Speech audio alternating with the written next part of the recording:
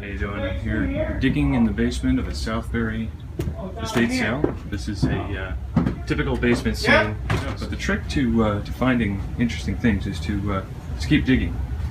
You know, it's always a good idea to bring a source of light. Some kind of flashlight is a really good idea.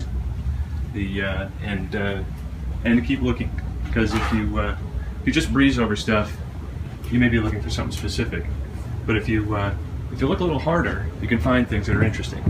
In a basement like this, where the ceiling's been torn out, there's you have rafters that are exposed now. So things may have been hidden up here, and it's actually going to take a look in a little cubby hole right here. And you can see that there's a closet right behind me. You got to look through these closets. This has basically been picked through pretty well, but what we got is some shelves, and we're looking at like what looks like to be under stairs here, but actually it's not. But these are storage shelves. What you can see here is there's burlap that's covering the ceiling, and this might have been what's covered the ceiling before.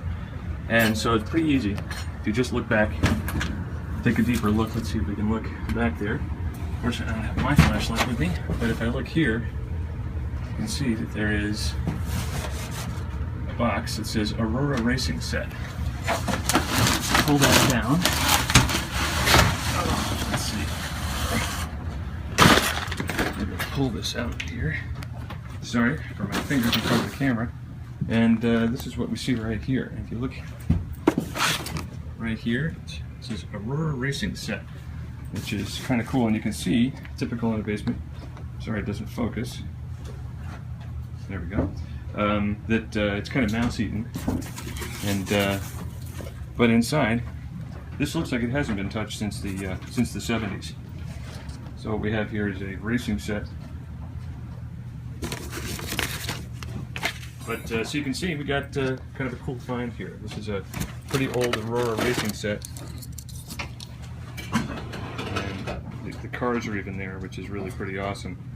And although no idea how the electronics would work, they're probably pretty well taken care of.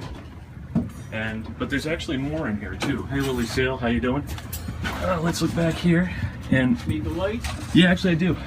John's gonna fire a light for me. You got to bring a light source with you. Unfortunately, my phone is my light, and you can see right there that there is a. Let's pull it out so we can see it. Look at that. I see teeth. Model airplane. It was a model airplane, probably from early 70s, mid 60s. Home built job. I think the company was Cox. Made these great little motors and then sold these kits. So let's get a good look at this here. And this has been sitting in here probably untouched for any one of a number of years. It's kind of cool because the sale is in its third day. So there have been numerous people coming down here and looking. And what's kind of funny is that the last two people ahead of me who've come down here since I started taping both did the exact same thing. They both had flashlights and they were both digging. And they both found this too. So I'm only a half hour ahead of them, and I only just found it. And hadn't looked more deeply, they would have beat me to it. But the good news is that what I did was I immediately went and got the owner of the house and told them what I'd found before I dug it out. And she immediately connected with it and said, "Oh my God, we got to save this." And so it's not for sale, which is good because I'm not an eBayer, I'm not a dealer, I'm just a digger. But it's cool that I could find something that was sort of unique, unfound, undiscovered.